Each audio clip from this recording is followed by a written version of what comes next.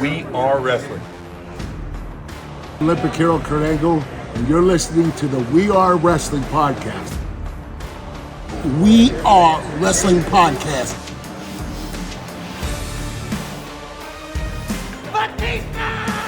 Let's flip and go. You're watching We Are Wrestling.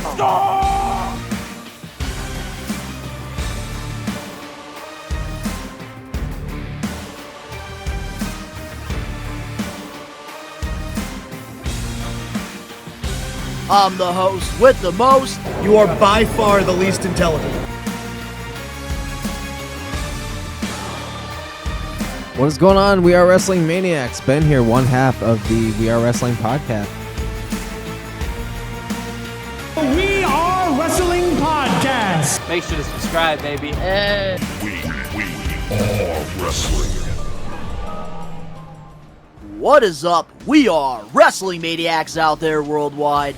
I'm the host with the most, Mr. We Are Wrestling himself, the best one, Donnie, here with... What is going on? We are Wrestling Maniacs worldwide. It is Ben here, one half of the We Are Wrestling podcast. And this week we got a really great show for you guys and some new segments, interesting topics, and my God, it has been a hell of a week. We were on the edge of our seats, if you will. But before we get into all that fun shit that we just mentioned, Don, take it away. What a time to be a pro wrestling fan. We got lots of awesome topics that we're going to be covering on this week's episode of the podcast. But before we dive into all of that hot, good stuff, if you're listening to the podcast, give us a 5-star review. Not just a 5-star review, but a best one review. And download the episode, of course. But if you're watching this over on the We Are Wrestling YouTube channel and you're not a part of the thousands of subscribers, we recommend you to hit that subscribe button now, turn on the post notifications, videos be coming out of nowhere like an RKO, and of course you already know, the grind is real. Yeah, buddy. I gotta say, man, I know this is gonna be random, but I love how you've added the, yeah, buddy, at the end of the whole grind is real. Oh shit, is that... I noticed that for like the last 10 episodes, man. Oh shit, really? Oh I damn, have, I didn't even I realize had it. to acknowledge you, man, after a little while. Acknowledge me. Yeah, man. I guess it just kind of became a thing, and I'm glad it stuck. Thank you for that. Yeah, I coined the yeah buddy at the end of it. Yeah. Yeah. But we do want to let the We Are Wrestling Maniacs know that tonight, as you know, the episode of this podcast airs, we will be live on the We Are Wrestling YouTube channel for WWE Fastlane. Ben and I, we're going to be doing a live watch along on here. So if you're looking for somebody to watch the show with and you want to interact with us, we'll be live over on the YouTube channel. Also, this week on the We Are Wrestling YouTube channel, Ben and I, we posted our predictions for WWE Fastlane. So if you want to know who we got winning and some of our fantasy booking, it's all in that predictions video. Hell yeah. So if you want to be in the scoop, we'll keep you in the loop. But the only way you can be in the loop is if you get the scoop in the predictions. My God. Oh my God. That was very wonderbread of you. That's right. And this is going to be a very hard one to ask you, Ben. But the highlight of the week this week, because there was so much awesome shit that happened on wrestling. What was the highlight of the week? A normal person would say Edge's debut in All Elite Wrestling, but I think for me, it would be getting the cops called on me for Edge's debut in All Elite Wrestling. That would be my highlight of the week. So Sunday night was my highlight. What was yours? Whoa, we can't just jump into my highlight of the week without hearing what the hell happened, man, with the cops being called. Okay, you can't so leave Wrestling Maniacs on a cliffhanger like that. Okay, so yeah, when Edge made his obviously very known but still unbelievable debut and very shocking into AEW, if you could see the clip, we'll post something right there of, the quick like extravagant freak out. Maybe do a little timestamp where it's just us freaking. And she's gonna Edge is gonna fucking come out. He's gonna save it. He's gonna get chair to him, and then Edge is coming out. Ah! Lights are gonna go out. Oh, lights are out! Lights are out! Oh, the lights! Yo! He's here! He's here! Edge is all elite. Yo, we got Edge's theme song. Yes! Let's go! Let's fucking go!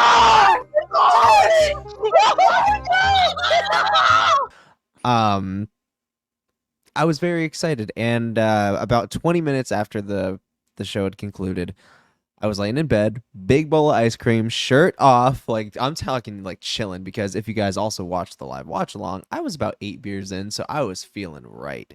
And we're getting knocks on the door, and at first I think, dude, I'm just obviously in the can, I'm hearing shit. And then my girlfriend was in the bathroom at the time, came out, and we hear the knocking again, but this time it's like more like repetitive, continuous, so I'm just like,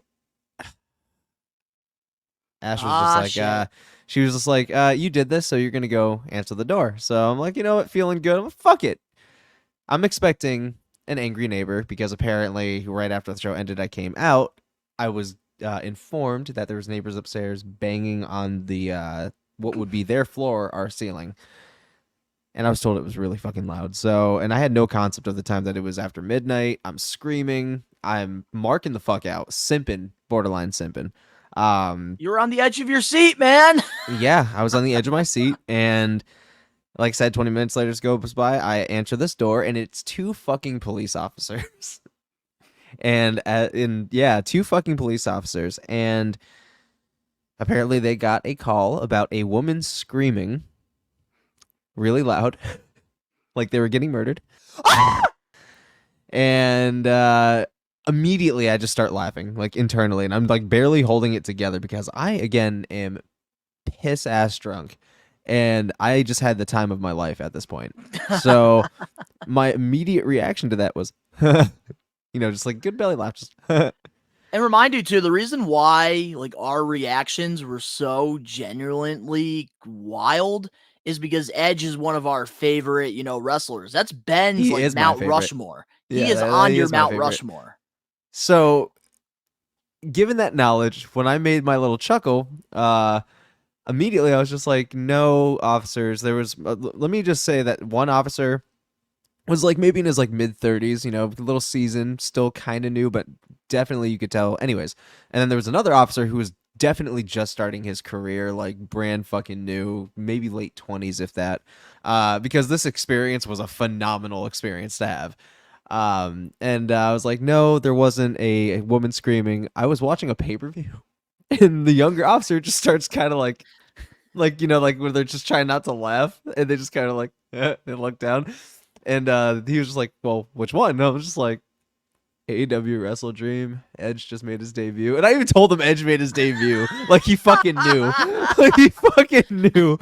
And he just starts like fucking. He has like hands on like his bulletproof vest, but he's just like laughing, looking at the ground, just trying to hold it together, be professional. And you can tell even the other officer was just kind of like copping a grin at this point, like, okay, well, do you live alone? And I was like, no, my girlfriend's here too. And they're like, oh, what, can we talk to her? I was like, yeah, honey. She's like, yeah.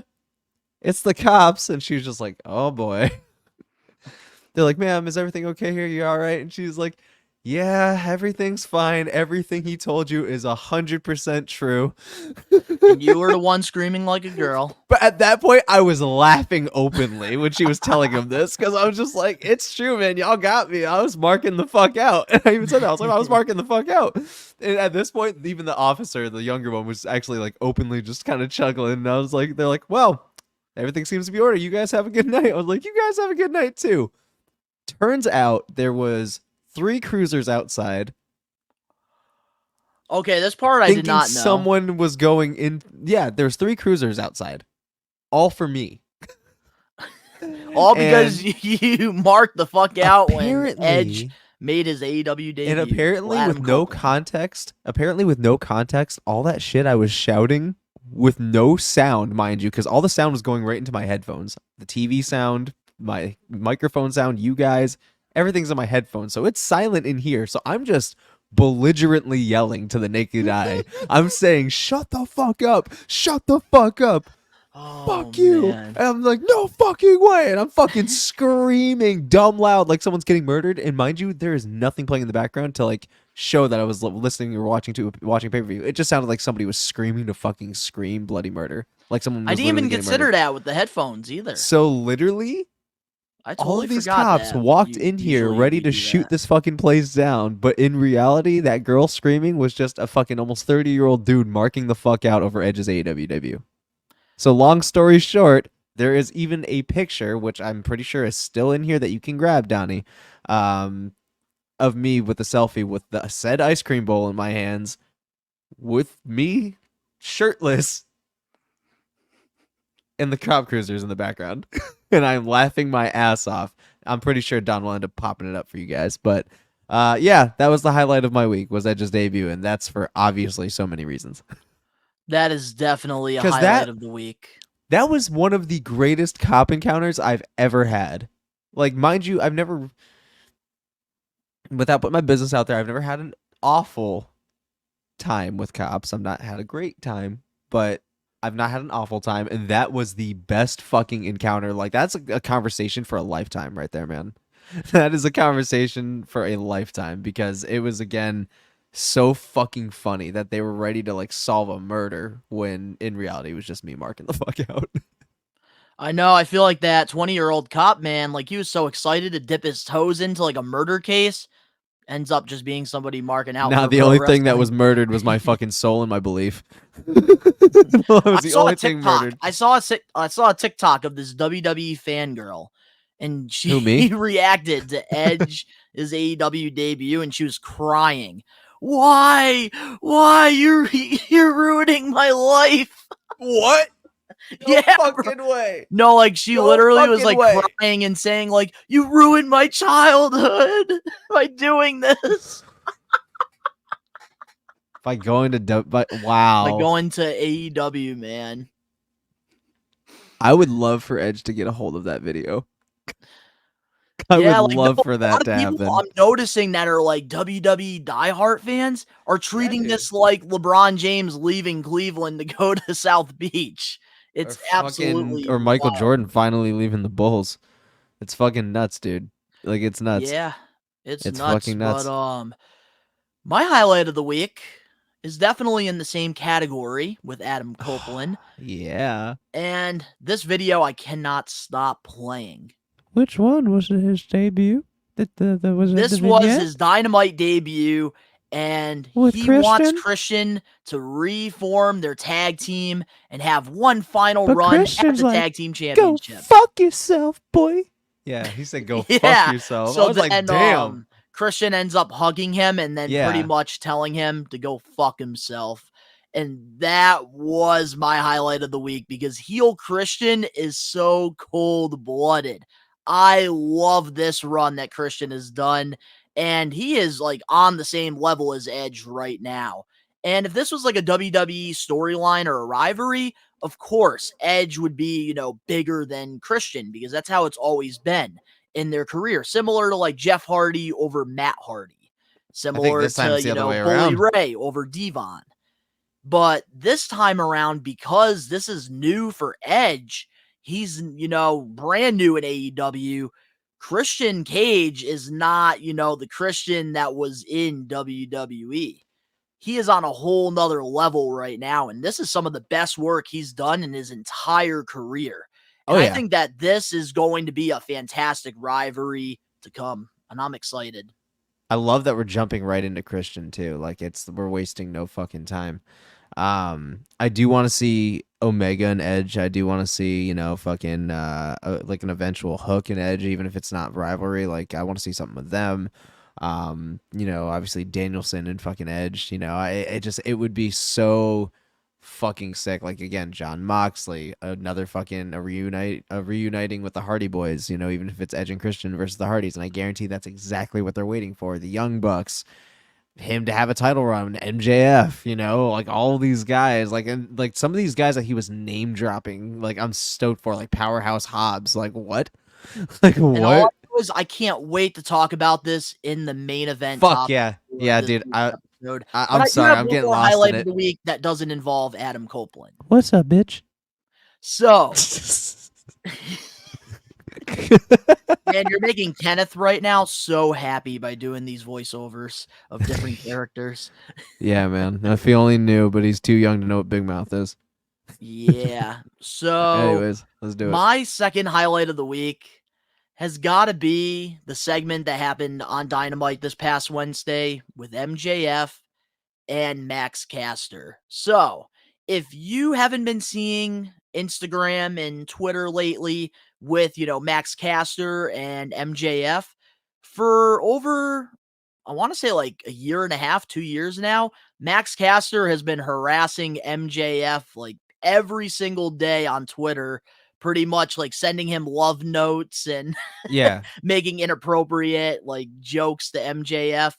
And this week, for the first time, AEW acknowledged it because MJF is in the back, getting like his like shoulders checked after, getting attacked from Bullet Club Gold. And then, the trio champs come in, the Acclaimed. And then, Max Caster, he pushes the doctor to the side and he starts massaging MJF's neck. And MJF jumps and says, "What the fuck are you doing here?" And pretty much like he's like pretty much like put over the whole storyline that Max has been doing on like social media for the past couple years. He was pretty much saying like, "Stop stalking me, stop posting pictures of me, stop sending me love letters, leave me alone." And honestly, I love that Max Caster and MJF get to work together because obviously I'm a huge independent pro wrestling fan, and I got to watch both Max and MJF, grow in this business. So to kind of see them get to do something that I feel like both of them want to do, I do really like that a lot. Yeah. Especially now that Adam Cole is, on the sidelines, you have to have some comedy with MJF in some capacity. And I think that him and Max Caster could definitely make some pretty entertaining television. Yeah. So yeah, I think those, are my two highlight of the weeks. Obviously, nothing's gonna be Adam Copeland being all elite. Fuck yeah. And your little incident there with the police officers. I can't top that. But with that being said, let's dive into We Are Wrestling Podcast 77. Our first topic for this week's episode of the podcast. We got some new NXT champions this past week. Saturday at TakeOver No Mercy, Trick Williams defeated Dirty Dom to win the North American title. Even though this past Tuesday on NXT, Dominic won his championship back because Mommy demanded it. And Dragunov won the NXT championship against Carmelo Hayes. What's your thoughts on these title changes? Even though I do know you're not really, watching NXT on the regular. But I can still give you some insight. But you do know like who these people are. No, of course. And I watched No Mercy, and I know clear as day who Carmelo Hayes and Ilya Dragunov is. And I've also been watching a little bit of the build-up as well. So, I'm going to get Carmelo Hayes and Ilya out of the way first. So, one with them, it makes sense because Ilya Dragunov has been slowly climbing the ladder in NXT, and they've been teasing this for a while that he was going to eventually carry the main ship title. And dude, classic after classic he's been having on there. Dude, like seeing the comparison of when he fucking, got the title from Gunther to now, was fucking awesome 3 years later. And that's really fucking sick. I know that Carmelo Hayes is getting called up to the main roster. So it's like, I know why this is happening. I know this is why he dropped the NXT title. And when that happens, you know what's happening next. They're getting called up. So Carmelo Hayes is likely going to the main roster. And that's why we got the outcome. But it was also time. So I don't hate this decision by any means. Now on to Trick Williams and fucking Dirty Dom. So this one kind of makes no fucking sense. Considering, why lose it during the weekend, but then get it again during the week? Was it just to see how it would go? Like, are we just getting a peep into the future? Like, it makes no fucking sense. You see, like why I did he feel drop that it in way. the I first kind of want to place? give you though, like the outs, Okay, like, I'm not give me sure. the outside looking in. Give me that. I'm not like sure like if this is 100% true or not. I'm just speculating, just to put that out there for the Maniacs. Yeah. I think, creative writers, they probably thought that it would be a pretty cool idea to have, Trick Williams win because a lot of people weren't expecting that to happen. So they obviously got a massive pop for Trick Williams and it put him over. So then, shit, excuse going me. into Monday Night Raw, we got to see Rhea Ripley come back. And that kind of created some tension there with the Judgment Day. Because, of course, she was trying to blame Damian Priest in the opening segment. But then Damian Priest was like, I'm the one with the championship still. Where's Dirty Dom's titles? And it created some tension there between Dirty Dom and Rhea.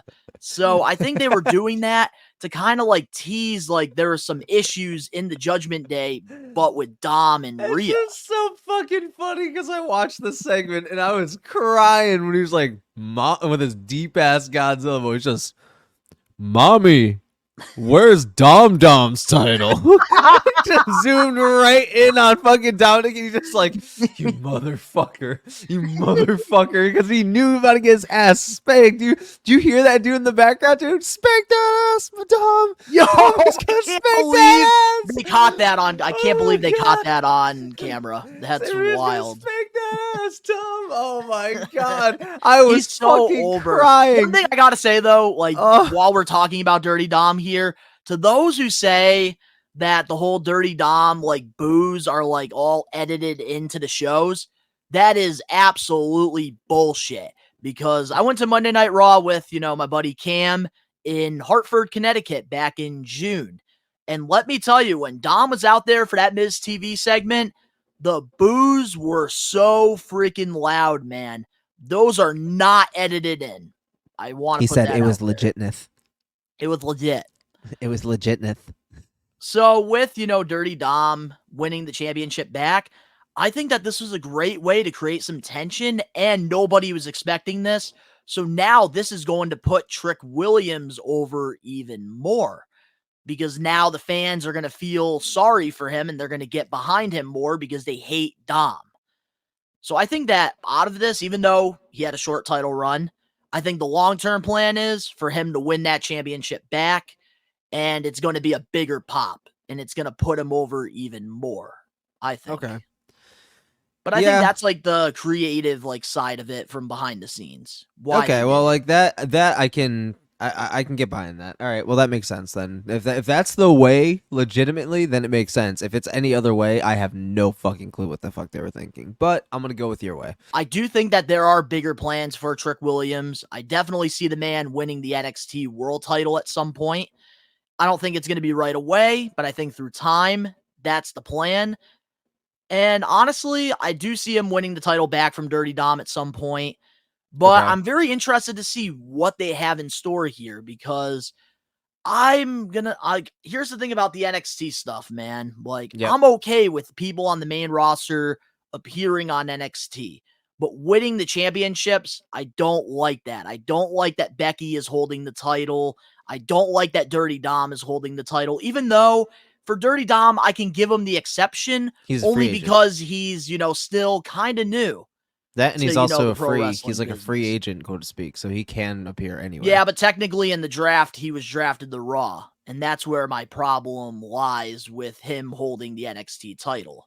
Like now, Mustafa Ali, who was, supposed to win the championship, I guess, according to multiple reports before getting released, which is why a lot of people in NXT were actually upset that WWE released him. And I feel so bad, man, because Ali was supposed to win the Money in the Bank at some point. He was supposed to be the one to beat Daniel Bryan for the WWE title. So many what ifs with this guy. Yeah. He was supposed to? He was supposed to, bro. And then they changed shit last second. What the fuck? So he was supposed to get up. No wonder he was so pissed off. Because Ali got hurt at Elimination Chamber, and he was supposed to win that match, and that's where Kofi Kingston took his spot and then got the opportunity. Fuck, man. Yeah, man. And he was supposed to win the North American Championship, but it would have been okay because Ali was a free agent. That's why I would have been okay with it. Ali got fucked. No wonder he was so pissed off, bro. Mhm, God, now that dude. makes a lot of sense So now. many opportunities now, man. Wow. But of course, the IWC, they will not talk about that though. But here on the Yeah. We Are Wrestling channel, we talk about that stuff, ladies and gentlemen. Fuck it. Let's do it. But, with Trick Williams, I do like that he got this moment. I really hope that, he does win the championship back at some point, because if he doesn't make sense. Yeah. But I do think, like, the whole Dom and, like, Rhea thing, that's why they did this. And then it kind of gave Dom that edge to, steal another one on Yeah. NXT on Tuesday. Plus, having Trick Williams win the championship, he was able to do a backstage segment on Raw, which I think was a good move for him to, learn a couple things. So Yeah. I did like that a lot. But now getting into, Dragunov, I think he's a fantastic, pro wrestler. I've been a huge fan of Carmelo Hayes, and I do think that the plans are after Deadline in December, I see Carmelo Hayes going up to the main roster towards Royal Rumble, I think. Yeah. That And sounds I do about think right, that Dragunov time-wise. winning the championship, this is a great move. He's been putting on nothing but classics on NXT. And honestly, something different, which is what I'm excited about. Because I think that Dragunov has what it takes to be a big star. And I think with his championship, he's definitely going to, put it on a pedestal, which is, I think, what it needs. Even though Carmelo Hayes took, that championship to the next level, I think it was time for a new champion, and Dragunov winning it, can't complain.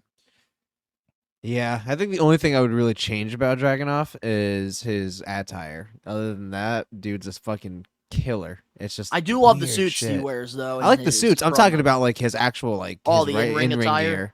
gear. Yeah, like dude's got like fucking ankle fucking boots and then no knee pads. Yeah, that's like a very old school look. Like he's It trying to get is. that Imperium look, I see. And that's cool, but that's awesome. But at the same time, I'm like, dude, like, I know you could want him to like fucking- stand out. He a could little more. look like a megastar. The dude's built like one. So, that's my only complaint. Other than that, the dude's fucking killer. Dude's killer, and I'm a fan. I think these title changes were a good move. Absolutely, man. But moving on now to our next topic. This past Monday on Raw, we finally saw the return of Johnny Wrestling. So the main event of Raw was Tommaso Ciampa versus Gunther for the Intercontinental Championship. Gunther ended up passing out Ciampa, and Imperium, ended up attacking Ciampa while Gunther walked away. And we got the return of Johnny Wrestling, which honestly had a really solid pop. What should WWE do with him moving forward now that he's back on television? The reuniting of DIY. That's exactly what did happen. Yeah, apparently DIY is officially back, and they're going to be doing tag team shit together. And I'm kind of stoked about that because we already knew what fucking NXT DIY was. So I'm really, really stoked about it, man. I think it's great that we got Johnny Gargano back on TV, and I think this is a great move in terms of help filling the void in which we lost until we, gain a substantial pull in the month of November. Really stoked about that. We'll talk about that as the time draws near, obviously. But yeah, I think DIY is going to be back, and they're going to be going to be established more on the main roster, and then eventually a title. I think that's what's going to happen. They're going to be took as an established tag team, and we're going to reinvigorate the tag team division. So, my thoughts about, Johnny Wrestling returning finally. It's long overdue, but I think that it was definitely worth the wait. I'm glad that he got the reaction that he got Solid returning. pop. So that was, really cool to see. Ciampa was starting to get very over with the crowd because I noticed in, the contract signing, the crowd they were very quiet with him. But then, after the main event with Gunther, he was getting massive pops throughout that match. And that's a good thing. And I think a lot of these, Triple H guys, they just need that exposure on the main roster. You need to keep them on TV consistently for them to become established stars on the main roster. And I think that's why a lot of the times we see these call-ups happen and then they get lost in the shuffle because Vince McMahon, he'll push him for 3 weeks, and then after that, he'll forget you for, a month or two, and then the fans forget about you, because if you're not on their television every week, or if you're not there live watching them, you're going to forget about them. So I really hope this time around with Johnny Wrestling and Ciampa, they keep them on TV so that they can become established stars on the main roster. So here's why I think that this is a good move, that DIY is back. I think they're going to go the same exact route that they did in NXT. I think that this is a great way to get both of these guys over on the main roster. Let them team together like they did in NXT. They became fan favorites. And then, when the timing was right, Ciampa turned heel on Johnny. And it could be the other way around. They had a great rivalry in NXT, and it really, was drawing ratings for Black and Gold brand. That was one of the, highlights of that era. And I think that if WWE, if they could do it right, they have something there. And don't fix something that's not broken. So I could see them doing the same thing they did in NXT on the main roster. And if one thing that the Bloodline storyline has taught me is, let's be patient. Let's not break Johnny and Ciampa up right away. Let's keep these guys together until maybe WrestleMania 42. Yeah. And give them a big match. I'm thinking long term, man. And honestly, this is the best move for Johnny, and this is the best move for Ciampa. Yeah. Because we already saw like Johnny and Dexter try to work out on the main roster, and it didn't. Ciampa, they tried bringing him in without Johnny with The Miz at first, and then he got injured. He was on the sidelines. It hasn't been working out for him. So I think these two being together, it's definitely going to be interesting.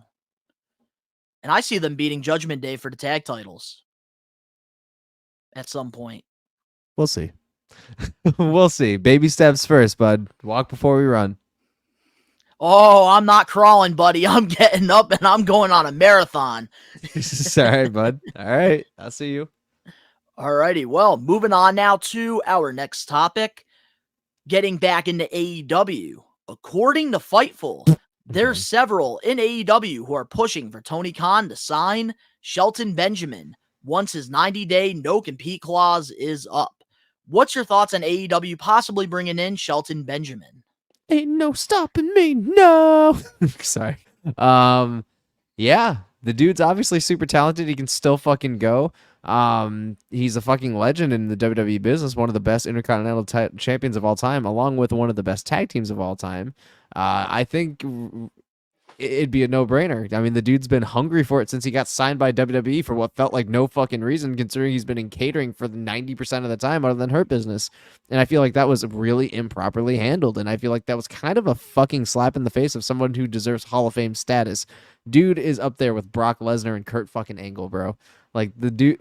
Well, remind you, he was in the same OVW class as John Cena, Randy Orton, Batista, and Brock. Regardless, and he's had fucking incredible, fucking memorable moments that still stand the test of time in fucking the Money WWE. in the Bank moments that he had, man. Yes. When he ran up the fucking ladder and clothesline, dude. Like, the dude is a part of some of the most incredible and iconic moments in all of wrestling history, dude. Why the fuck didn't WWE have anything for him? I don't fucking know. But AEW needs to pick him up and literally put him on Collision and teach these young kids how it's done. Teach these kids. Dim kids. Dim kids, boy. But I gotta say, this would be a fantastic move for AEW to bring in a veteran like Shelton. I think that WWE definitely fumbled it with him. I love the video packages that they had hyping him up, returning to WWE, and he would have been perfect to put over guys like Gunter, who is right now the longest reigning Intercontinental Champion. You could have had great matches with Shelton versus Chad Gable. That could have been some money. There was a lot of possibilities there that you could have done. The Hurt Business was a great opportunity for him. Him and Cedric, they were great together. I don't understand why, after they broke up with Lashley, they went back to main event, superstars, and catering. Shelton was so talented that you could have had him on TV, and because of his accolades, because of his, Hall of Fame, career, he could have put these other guys over. Mm. So I think AEW bringing him in, it's a no-brainer. And I think that they definitely should push for this. And I really hope that, Shelton, he can definitely be a solid, mid-card, guy over there. I think that AEW, they do have, a very solid roster.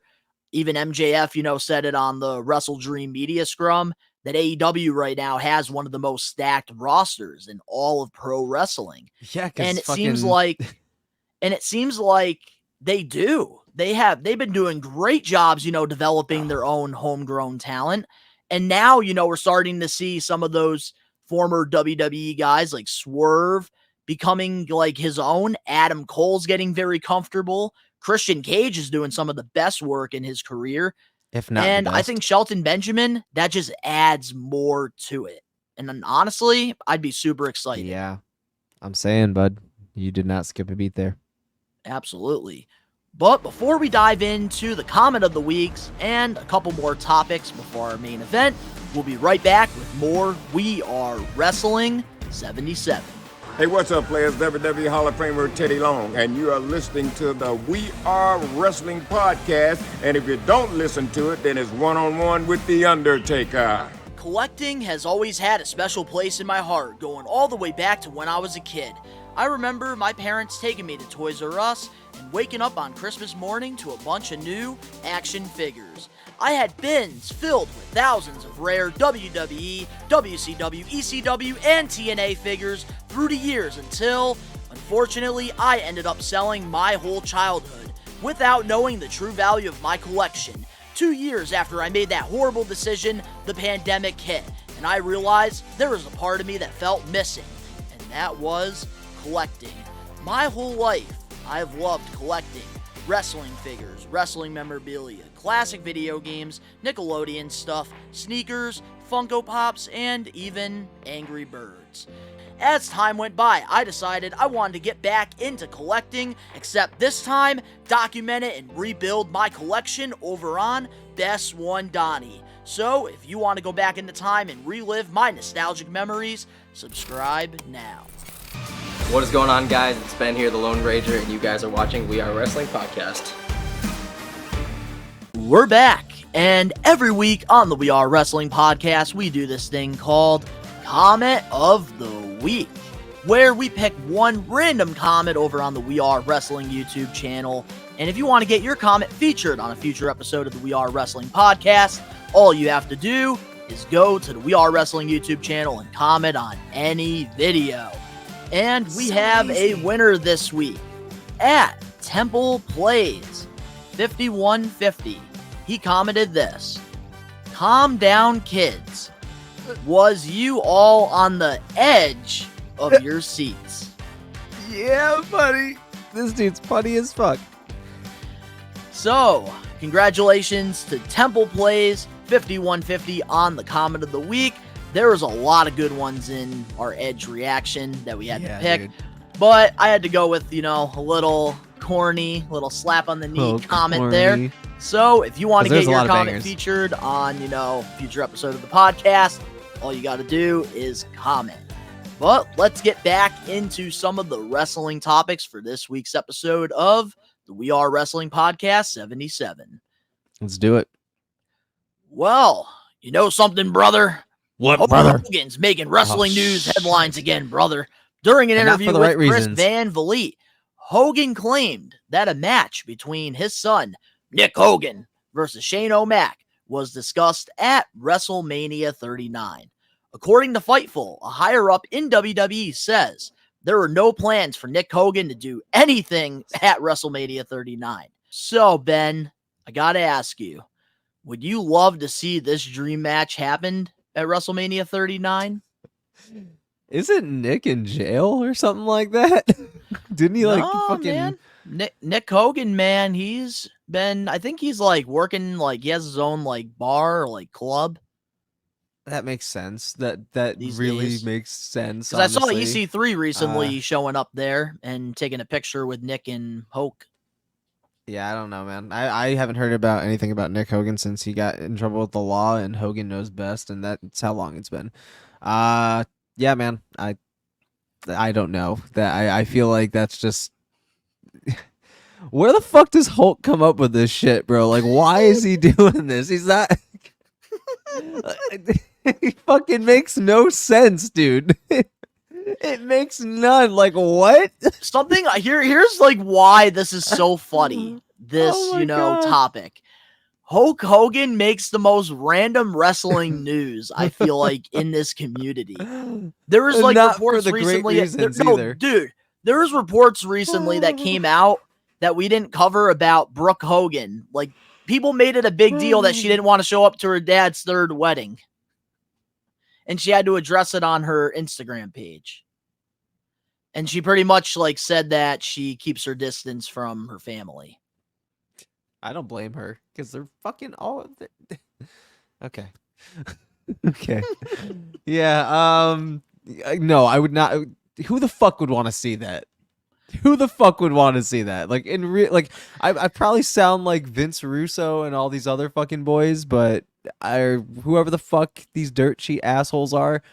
But who in the honest fuck wants to see that? Nobody. Why? There's only two people. Hulk Hogan and Nick Hogan, apparently. No, it's Hulk Hogan and Vince McMahon. Not even Vince, apparently. So I'm like, dude, what the fuck, man? He's always in the headlines, but it's never for anything good. Never. Well, he Like, did get married. That's good. For the third time. Because Yeah, trust me, he wore a it's love. bandana. Didn't he wear a bandana to all of his marriages except for Linda? Hey, he was Hollywood Hogan at this one, brother. Because he had the black tux. He had the black tux, brother. Okay, all right. So no, this is no. Okay, I you know my thoughts. How do you feel about it, Don? Man, I'm very surprised that Hulk Hogan really thinks that Nick Hogan, his first official big match, was going to take place at WrestleMania.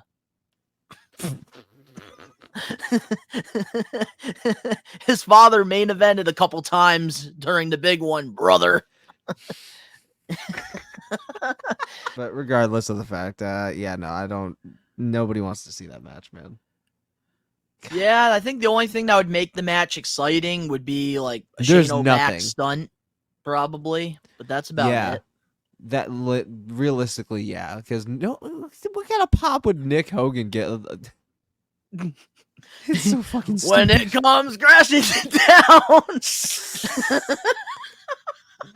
Don't even fucking look at me, dog. Shut the fuck up. That's Shut the fuck up. Don't even look at me. Or he can come out. Or he can come out to down now. Black and Bitch, white, can't man. stick it, bitch. Oh my goodness. All right, I'm not gonna lie to you, Ben. What? This actually would be pretty fire if this happened for one reason. Why? We Dog, get to there's we get no to see Shane way. O'Mac come out with a bunch of $1 bills, money, and then with Nick Hogan, he can come out to Jimi Hendrix, man. He can come out to Voodoo Child. Hollywood Nick Hogan, man. But I can't believe that Hogan really went on Chris Van Vliet's podcast and said that. It's fucking stupid. But I do got to say, though, this is pretty cool for Chris Van Vliet to actually get a full-length interview with a legend like Hulk. That's cool. But the fact that he fucking said that, though, it just, oh my God, why, man? It just, out of all the more embarrassing shit you could do to tarnish your legacy, this is another one of those things.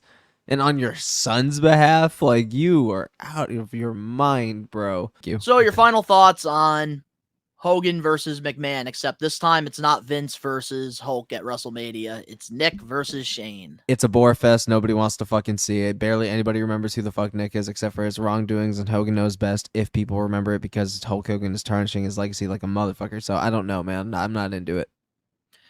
Yeah, I don't know, man. Like, maybe this was like ruthless aggression. You could have done something here and you could have made something work, but we're in a whole new era now. And even Shane O'Mac can't really, get over. Like, for him, like, surprises are very cool here and there, like he did at the Rumble. That was really cool. But for him to, like, have a whole WrestleMania program against somebody who doesn't have experience on WWE television, I don't like that.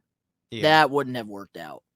But I am happy for Chris Van Vliet to at least, get a full-length interview with a guy like Hulk, even though he, makes a lot of negative news. It's still really cool to see Chris Van Vliet get an interview of somebody that caliber. Because you can't deny, like, all the accolades that Hogan's had. Facts. So, our last topic before we dive into the main event topic for this week. This Tuesday coming up, NXT will be going head-to-head with AEW. They will be having Dynamite on Tuesday instead of Wednesday. So far, NXT has announced that Carmelo Hayes will face Braun Breaker, except Carmelo Hayes will have John Cena in his corner, and Braun Breaker will have Paul Heyman in his corner. Asuka will be going against Roxanne Perez, and Cody Rhodes is set to make a huge announcement. AEW will be doing Title Tuesday. Adam Copeland will be making his in-ring debut against Luchasaurus, aka Donald Douche. Bryan Danielson will be facing Swerve Strickland in a number one contenders match for the TNT Championship. And Jon Moxley will be getting his rematch against Rey Fenix for the International Championship. What's your thoughts on this Tuesday Night War? And which show do you think is going to win this war? And before you give your answer, last week, the ratings did come in this past week, the ratings did come in, and NXT defeated Dynamite. NXT pulled 857,000 viewers. AEW Dynamite only pulled 800,000. Even with Edge on it? Even with Edge on it. Wow, that's fucked. That's honestly kind of fucked if you think about it, because I'm like, dude, wow, Edge is on it and it still only pulled that much. Well, you do got to realize right now the ratings aren't going to be crazy like up because basketball season's right around the corner. We have college football, we have NFL, bro, for sure. You do have to consider that with the ratings because usually around this time they do plummet. I know, but still, bro, like they're all right. I'm gonna keep it light because people are opinionated, but regardless of the fact, holy fuck, that kind of shocks me a little bit. But what I think about what's gonna happen though is I can definitely sniff some saltiness in the air. Edge is making his AEW debut in the ring. So, I mean, people are going to want to see that shit, especially against somebody he has not faced before, somebody else that he's putting over, while also starting a new full-time wrestling career in another company after fucking 25 years in one. So, it doesn't matter if you have fucking John Cena on a show. It doesn't fucking matter. AEW might pull an upset and get it. Who knows? But yeah, man. I all I can say is I smell saltiness in the air, and you can't just let it go and let fucking people eat, man. We're all eating. Wrestling is fucking awesome right now, and it's unfortunate. But what's your thoughts, man? This is interesting. So why are WWE fans being upset about this? Why are AEW fans being upset about this? This is fun. Just like, the Monday Night Wars. This was fun. You got to pick a side and they were both on at the same exact time. And, you can flip the stations, or you could be like, some wrestlers back in the day and you can have, both of your TVs on at the same time, watching them side by side. And honestly, like the Wednesday Night Wars were pretty cool. And this gets me so mad about the wrestling fans, man, because let's go all the way back to when AEW Dynamite was first announced. Vince McMahon made the decision to move NXT from Tuesdays to Wednesdays to compete with AEW because they didn't want AEW to draw in ratings. So they would take some of those ratings away by having NXT go head-to-head with them. And nobody in WWE complained about that because they were ready for war.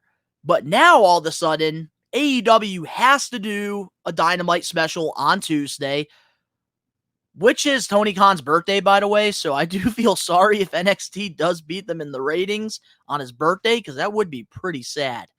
But on his birthday, why are we complaining about, why are we complaining about this? Because now, WWE fans are saying, oh, AEW now, they're doing this on purpose to go head-to-head with NXT. Even though WWE did it on purpose to go after AEW. Who cares? Let's just have fun with this.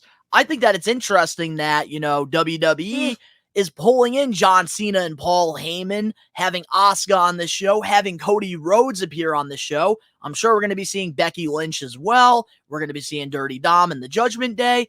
This is interesting. And honestly, it's going to be very fun to flip back and forth during this. And honestly, who I think is going to win this war on Tuesday, I hate to say this, it's going to be NXT. Why fucking wonder which one you're going to flip back and forth in when you got two monitors? One you can watch AEW on and one you can watch fucking Raw. You're an asshole. Or NXT on. Here's why Ben is making a monitor joke right now. Because currently I am dealing with some technical difficulties in the Beth One studio. And only one of my monitors is actually working and the other one's not. It's fucking bullshit. So unfortunately, if I don't get this fucking thing fixed over the weekend, then I'm not going to be able to watch fucking both of them. And I'm fucked. Unless I go on my fucking telephone and I watch it on my television screen. Oh, shit. No pops for you, bro. Well, if I had to pick one, obviously I'm going to watch AEW because I prefer AEW over NXT. Yeah, for sure. But I think that this is interesting. This is going to be fun. I think, the fans got to stop being anal and just have fun with it. Pick your flag and, ride with it. Or just, be in the middle like we are and just enjoy it. Yeah. Because all I know is when I see my childhood hero, John Cena, appear, I'm sure I'm going to hit the station. I'm going to want to see him. I'm sure when Edge gets in the ring, Adam Copeland, I'm going to want to go see that. This is going to be a great time. And if you like both shows, just DVR one of them. Or if you're not watching it live, DVR both of them. It's 2023. Ratings don't mean shit. Yeah. But yeah, who do you have winning this? I'm gonna go with AEW.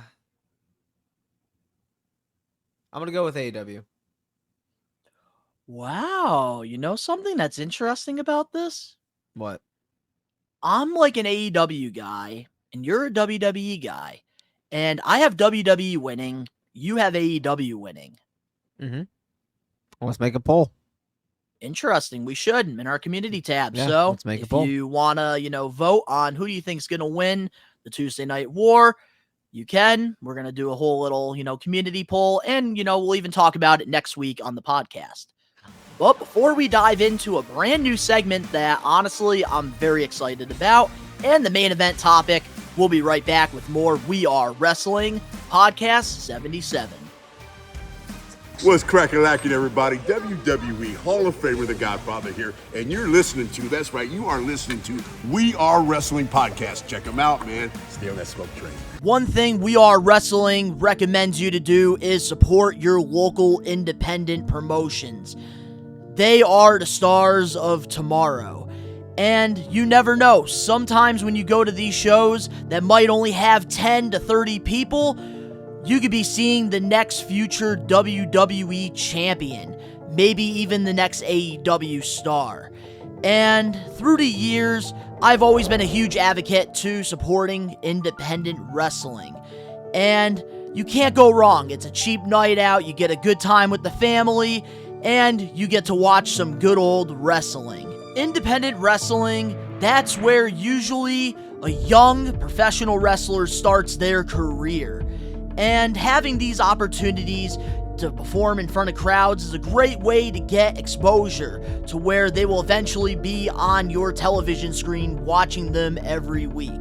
We recommend you guys to support indie wrestling. We're back, and before we dive into our main event topic for this week, because of course we all know that we are wrestling maniacs and want to hear our thoughts after almost a week since Adam Copeland Edge's debut, we have this brand new segment called the Getting Put Over segment, where every week Ben and I are going to alternate and we're going to pick one wrestler. It could be past or current, and we're going to acknowledge it, talk about some of our favorite matches, some of our favorite segments, and, talk about the wrestler's career.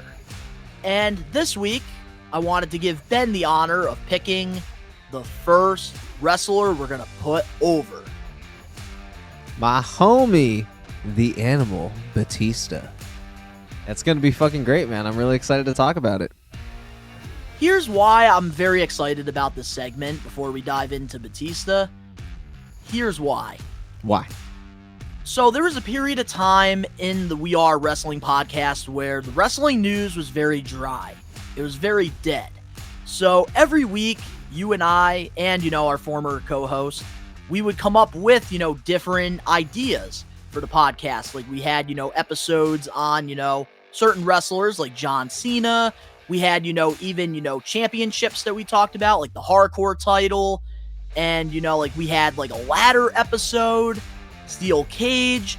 And I had a lot of fun, doing those episodes back in the day.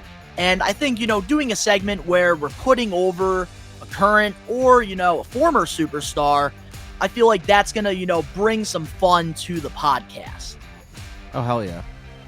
Because sometimes, just talking about the news, it gets a little, stale. And honestly, switch it up a little bit, bro? In this segment, I do want to have, some big hitters at times, but I also want to have some of those underrated mid-card talents, that we got to see in the Attitude Era that don't get talked about much. The Ruthless Aggression Era that don't get talked about much. The PG Era that don't get talked about much. Maybe some ECW, WCW, TNA. Some current WWE guys that we feel like need to be put over. So this week, we're going to be talking about the Animal Batista. This was, Ben's pick. Next week, I'll be, picking a wrestler that we're going to put over. But, with this, with, the Animal Batista, what was your favorite era of the Animal? Oh, obviously, fucking between 05 and 06, dude. That was, like, most memorable. That's when he became Batista and, like, really fucking popped career-wise. Like, putting on the World Heavyweight title was probably the best thing for this dude's career at the time because he was hot over with the crowd. The fucking Evolution story was really wrapping up around this time. And that was a massive fucking stable that is still talked about to this time, like, it was really a time to be alive. I feel like Evolution was like the four horsemen. The modern day aggression era. The modern day four horsemen with guidance from an actual member of the four horsemen. So it's like, that was just wrapping up, and obviously we saw how it culminated at WrestleMania 21, which was ironically enough one of my favorite matches. But if we're going to be talking about like one of my favorite matches in this era that really stood out, it's actually one that's completely not talked about and gets really overlooked because I thought this was fucking sick as a kid. It was the the WWE Tag Team Championship match between Eminem, Batista, and Rey Mysterio, and they both had the double fucking animal. You were there? Friday night, yep, it was on SmackDown on Thursday. Yes, it was, and you were there at the event. I was. That's where I got burnt by the Boogeyman. Oh fuck! Okay, yeah, no, that's 100%. Yeah, that's yeah, that match is one of my favorites. SmackDown Tag Team Champion. Yes, that is actually one of my favorite matches of all time with Batista. Really? Yeah. In Springfield, Mass? Yeah. Where the fuck was I, bro? And it was televised? It was televised. Not live, but it was televised. On Thursday, I believe the taping took place on Tuesday. And this was, I believe, a week before Armageddon. In Springfield. Mayfield? Yes. The fuck? 2005. Yeah, but regardless of the fact, I got burnt shit by the was sick. boogeyman. Shit was sick as fuck, bro. That was one of the most memorable matches for me because I was a huge Rey Mysterio fan at the time. He was on a hot streak because of everything going down. Eventually in '06, he ended up winning the World Heavyweight title. And that obviously caused very interesting concern considering, at WrestleMania 22, Dave Bautista was already there backstage saying it didn't matter who won the fucking title because they were just holding it until he got back. Ray was one of his best friends at the time. So that obviously made an interesting thing upon his arrival. So yeah, man, one of the greatest of that era. Greatest. There's so much to talk about with him. I feel like the Joey Mercury and Johnny Nitro match versus Ray and Batista don't get talked about much because at the time there was, reports going around with Molina and, Batista at the time. There was an affair going on. And I think that gets talked about a lot more than the match itself.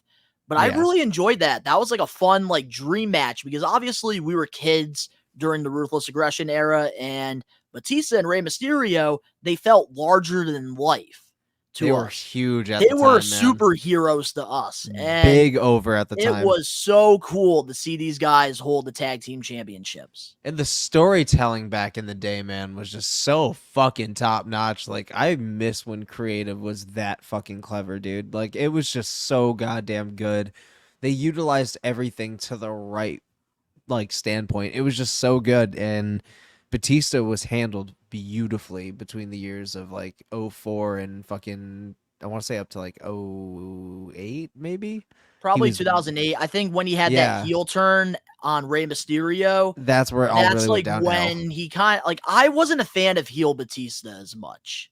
I wasn't either. I think he was a way better babyface, 100%. Like the crybaby Batista in 2010 that quit. I don't know. I just wasn't a fan of that run. It pissed me off so much, bro. It pissed me off. It really tarnished who he was, and it just, I don't know. I feel like, I feel like in the wrestling community, man, people don't talk about that. Yeah, and I feel because they want to remember the good with Batista. And I feel like he never even to this day really recovered from that. And that's unfortunate because I feel like that was think he a did. momentum killer.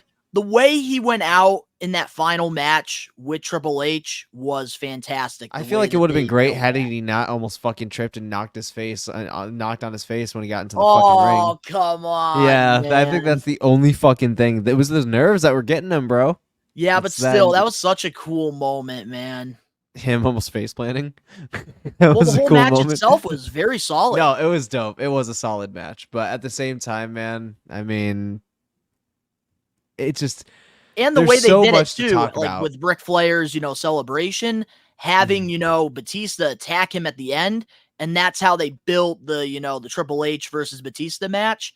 And then Batista said, "This is my final match," and he wanted to go against him. Loved it, man. And that's where, I gotta, get into this with Batista and put him over. Got to go back to 2005. I love the way that they did this for WrestleMania 21. Just like John Cena and JBL. They created two big superstars at WrestleMania 21. And it all worked out perfect. And I think, with Batista winning the Royal Rumble, and then, Triple H trying to convince him, to go after JBL, and then that, famous contract signing there, he chose, Triple H. Power bombed him through the table. The fans loved it. And then, he got that big moment at WrestleMania. I loved, Batista versus Triple H. Even the Hell in the Cell match that took place at Vengeance. That was one of my favorite Triple H Batista matches. And we even got some color in that match, too. Man, and I don't know. I just think that my favorite work when it comes to the Animal was always with Triple H. They just had great chemistry. Absolutely, because that dude was basically mentored. That, Batista would begin his career. Well, let's not talk about Reverend and Devon. Oh, yeah. Triple H when he was with Evolution. No. Yeah. That's when, he got his big break in the business. Oh, yeah. And I can't believe that Mark Jindrak was supposed to be the one in Evolution. Yeah, I saw the vignettes, Batista. yeah. That's crazy, especially doing vignettes without Batista in there. And it was Mark Jindrak, yeah. It was weird. It was really fucking weird. Yeah, and that's the thing, like, and I love that, like, he started his career when he got his big break with Triple H in Evolution, and he ended his career with Triple H. And I Yeah, think it was just such a cool full circle moment. it was. And in this Getting Put Over segment, I will not talk about 2014 when they tried bringing him back and took Daniel Bryan's moment and had him win the Royal Rumble. We'll try to like not acknowledge that or talk about that because we're trying to put Batista over here. Yeah, I got you. All right, but now as a kid with Batista, and I think this is the best way to end this off. What was one of your defining moments of Batista? Like something that really hit you at the That time. really hit me. I can tell you two things. All One, right. obviously his spontaneous floor smack with John Cena at the Royal Rumble 2005, because that was an infamous moment. That wasn't even planned. Oh, and So, Vince teared his quad. tore both of his quads getting into the fucking ring. Yeah, and he fucking couldn't get up, dumbass. and he's just Only Vince McMahon, bro. But the fact that he just played it off and just sat there and nobody questioned it was nuts. Just sitting there, just looking at for the ground down, torn both quads. The other one, his return after he fucking got his arm surgery when he got smashed up against the cage by Mark Henry and got injured and he had to forfeit the World Heavyweight title. When he fucking returned and just beat the fuck out of Mark Henry was fucking awesome. Like, that was one of the best countdown returns, period. Like, they had like week by week, it's like, oh, he returns in XY days. And then it was exciting seeing him come Dude, back. the 'cause he was video in packages great back shape. in the day, they were so simple and it worked. Unfucking match. And I remember waiting every fucking day counting down to his return date. And I was hyped as fuck, bro. Super hyped. And it delivered. It delivered. And I remember it ended SmackDown that night. And I was hyped. Hyped. And yeah, that was definitely two of my most like memorable moments because I remember being super fucking excited in real time. And it gave me that wrestling goosebumps that we all love. So I'm going to share my two. The first one has got to be the dream match that we got at SummerSlam. I think it was 2008. Batista versus John Cena. That Yeah. was such a cool moment because obviously these two, won the world championships at WrestleMania 21. They were the face of the Ruthless Aggression era, in my opinion. And it just felt like a dream match. And I think the way that they executed it, it was perfect. Besides, the injury that John Cena sustained in that match. But my second defining moment for Batista that I really liked was his match with The Undertaker at WrestleMania 23. That was such a fun match between the two. And I think that that's where Undertaker started to put on, those classics at WrestleMania. Because that's when, like, The Undertaker kind of, because throughout his career, he even, said this when, I went to his Dead Man show in Boston, which unfortunately I couldn't record any of that because they had our phones in lockdown. Yeah. But he had to work a slower pace in his career because he was playing the Dead Man. And around the time when, he became American Badass, he picked up the pace of his matches. And then when he first came back as the Dead Man, he went back to the slow pace. But then he started to, pretty much bring both worlds together. And he got very comfortable in the ring, and he was just putting on 5 stars at every WrestleMania.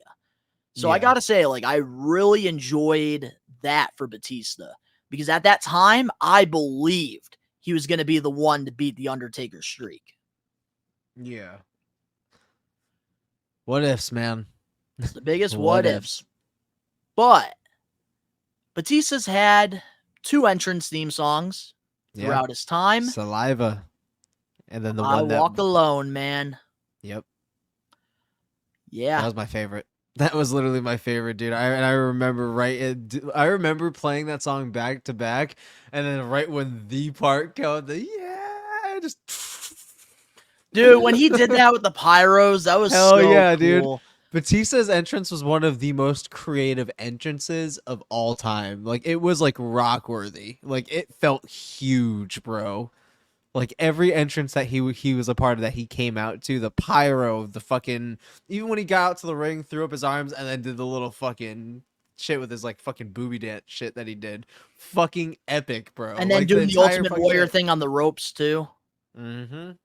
That's what I'm saying. That was like cool. The dude is fucking charismatic, man, and Batista is one of the best to do it. 100%. He was, and what is so impressive, and this will definitely end it off. What is so impressive about this whole thing is that even collectively, his WWE career really realistically wasn't that long, but he accomplished a lot during it and made some memorable fucking moments. So I will say, man, Batista's Hall one of of the Fame best. career. Exactly, and I'm stoked for him to be in the Hall of Fame, and I'm stoked that he was the first person we got to talk about in this whole getting put over segment. That's right. And next week, I get to choose the next wrestler. Yeah, and I think I'm going to go with an underrated one. So definitely stay shit. tuned for next week's Getting Put Over segment.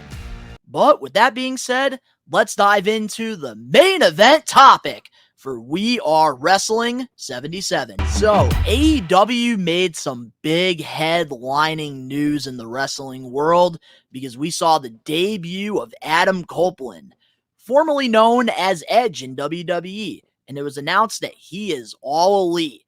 And he is now known as the rated R superstar Adam Copeland. And he made his debut at Wrestle Dream this past Sunday after the Christian Cage versus Darby Allin 2 out of 3 falls match, saving Sting from a concerto.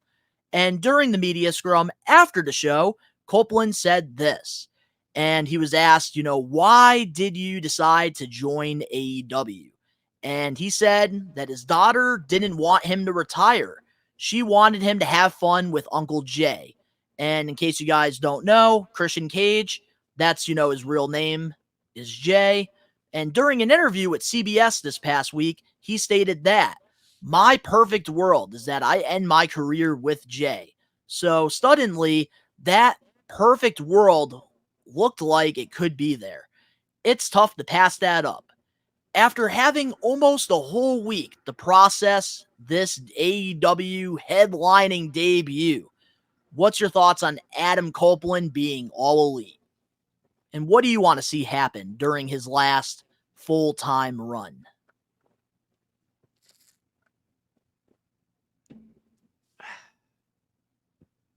What a time to be alive, first of all.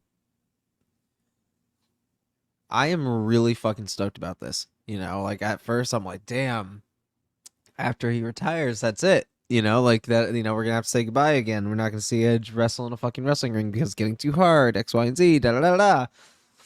Boy, was I wrong. So I'm really excited to see a lot of those dream matches get fulfilled. I'm really excited to see those. What's up, bud? In the final segment of, Wrestle Dream, in the ring, we saw Sting and Christian Cage, and Edge, and their careers were supposed to be over. Yep. Yeah, dude. So it's exciting. But again, fucking dream matches are going to be fulfilled. We're going to see some first-time matches. We're going to see some fucking championships held again. We're going to be seeing a fucking matches we never thought were ever going to be done. We're going to be getting a lot of fucking excuse me. A lot of nostalgia, as well as we're going to be getting some replays of the past, if you know what I mean. I'm excited to see him and Christian eventually get together, because it's inevitably what's going to happen. We know the end game is Christian and Edge are going to be ending up back together. That's money on the table, man. Especially, like, I was talking to Perch on the Top Rope podcast. Yeah. I was talking to one of their, co-hosts, In Justin We Trust. I see him a lot at, independent wrestling shows. I think I've met him. Conventions and stuff. Very nice guy. And he was even, telling me through messages, dude, they're missing out on a lot of money right now, because if Edge and Christian were together at conventions and, Comic-Cons and stuff, they can make a shit ton of money with meet and greets and stuff. Because the Hardy Boys, man, and the Dudleys, they get big turnouts anytime they show up at stores and Comic-Cons and stuff. So we already know, like, down the line, Edge and Christian will team at least, once. Probably, more than once. They might get a title reign, bro. They might get a title reign, bro. Tony Khan's a mark, All so I you know know what is, might man, we happen. need to get the Hardys versus Adam and Christian. Oh, We need it. abso-fucking-lutely, dude. I Too am bad the really, Dudleys really had to hyped on sign it. that fucking Legends deal. That fucking Legends. That fucking Legends deal. He's that Even though I am fucking- excited to get some WWE figures out of it. Yeah. Oh yeah. All right, but yeah, dude, I'm really, really hyped about the whole thing. The future, it's everything is aplenty. Wrestling's winning, and we're thriving right now, bro. So I'm really excited. Like I said, we're gonna be seeing some nostalgia, and I'm really hyped for it. So, Don, what are your thoughts? What a move for AEW. Yeah, This dude, is a big bucks. fucking game changer. And I think you can say this as well. Our reactions have not changed in a Nope. week. If anything, I'm more excited now than I was watching, his debut, because we got to watch him on Dynamite. And we even got to see him and Chris Jericho in the same freaking place. And fucking Kenny Omega. And they introduced Kenny and Adam. Kenny. And that's going to be really cool because down the line, if Edge, decides to turn heel at some point with Christian, you can have a Kenny Omega versus Adam Copeland match. Yeah. And that's something I would want to see at Wembley at All In too. Mm-hmm. But man, I got to say this about, Edge being All Elite.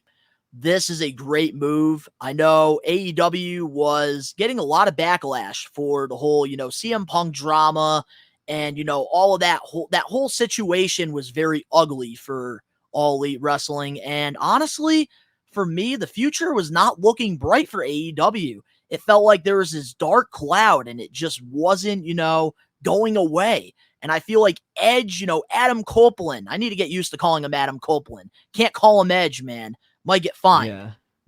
Yeah.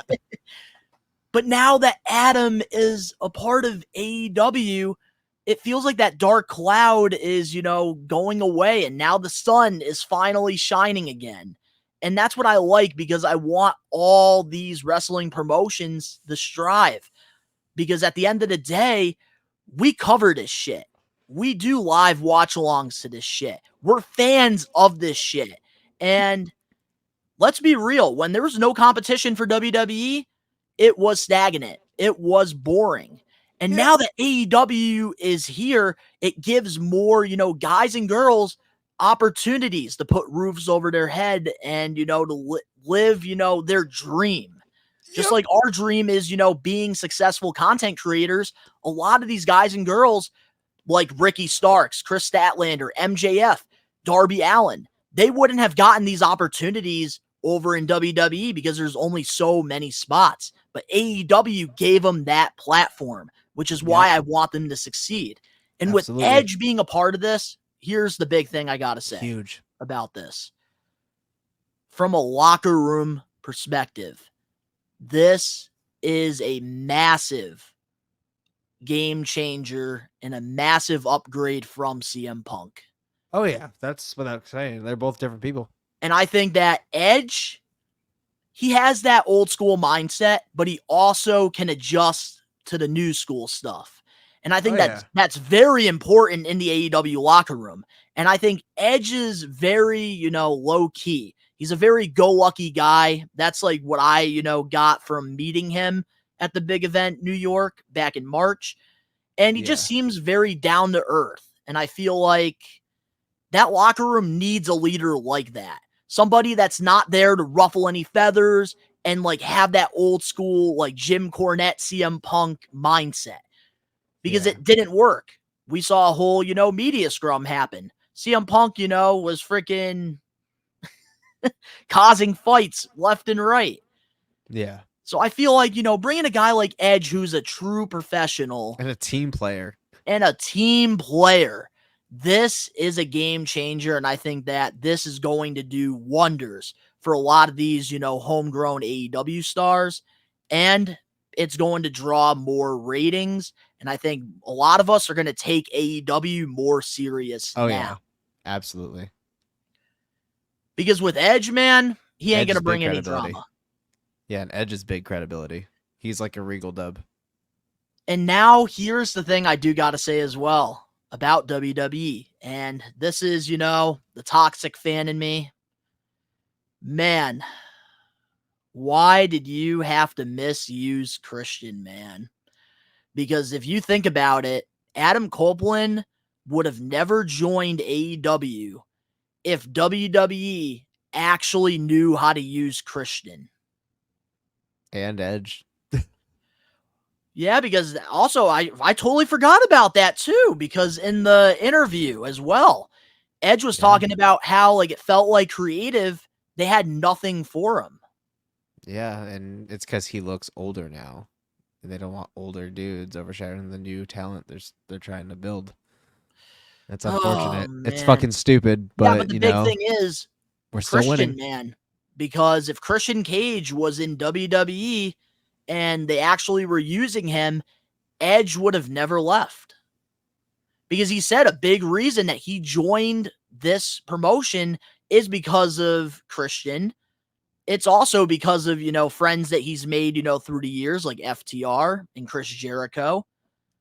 I'm very excited, man, for the future here at AEW. Like all the dream matches that Adam has already said. Oh, yeah. Has got me excited. And watching Dynamite this past Wednesday, man, it felt so good. It felt fresh. Hell yeah. And I'm so excited to see the new era, bro. It's the rated R superstar, era. man. Yeah, man. It's the rated R era.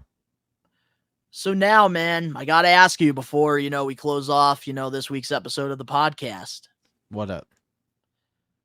Do you see Edge holding the AEW World Championship at some point? Absolutely. Absolutely. No question about it. Do you think that Edge will, be the one to dethrone Max? Or do you think that somebody else is going to take the title from Max and then Edge will take the title? Someone else is going to take the title from Max before it happens. Do I see them having a run-in at some point? Yeah, but title match between MJF and him? No. Because that will expose Tony Khan's mark status if he does. So no. I think that, man, he's going to hold the AEW title at some point because that's money right there. Having somebody like Adam Copeland holding their world championship, that's going to draw ratings. That's going to draw, attention to AEW. Mm-hmm. And it would be a very smart move, I think. Big time. But I got to say this too, man. Bringing in Adam Copeland, this, I think, could also benefit some of these, homegrown AEW stars whose contracts are running up. Cough, cough. MJF. Yeah, man. Because now, in the negotiations, the bidding war, Tony Khan, there's that picture of Edge and MJF when MJF was younger.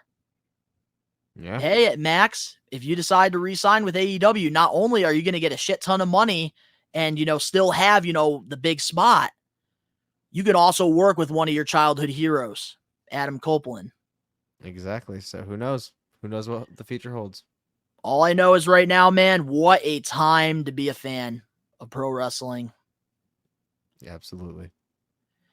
And I never thought I would ever see Edge join another promotion, man. Never thought in a million years. I thought that he was, WWE loyalty. Not all is what it seems, bud.